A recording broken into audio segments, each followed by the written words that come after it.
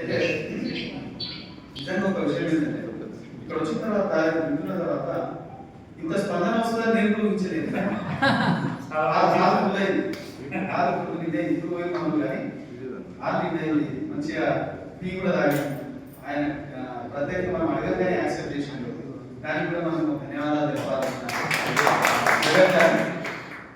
చాలా మంది ఆ వ్యక్తి కూడా యాక్సెప్ట్ చేస్తూనే విషయాలు ఇక్కడ కూర్చున్నంత సేపు నేను బాగా గమనించిన నాతో పాటు ఇన్వాల్వ్ అయిన ఇందాక కూడా ఎంత ప్రశాంతంగా ఎంత హాయిగా మనసు అనిపించిందంటే ఎంత ఆనందంగా తెలియకుండా సరే ఈ ఫోన్లో కూడా ఫోన్లో మనం ఏవో చూస్తున్నాం కానీ అంత డిస్టర్బెన్స్ ఉంటుంది కానీ ఎంత ప్రశాంతంగా హాయిగా ఫోన్ స్విచ్ ఆఫ్ చేసి మొత్తం కష్టాలని మర్చిపోయి ఎంత ప్రశాంతంగా అనిపించిందో.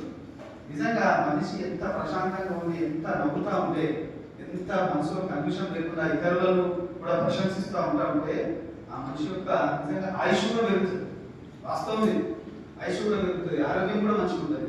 కాబట్టి దీనికి ముఖ్యానికి మాటలు చెప్తే బాగున్నదని నవ్వుకుంటూ బయటకు వెళ్ళిపోవాలి. దానికోసం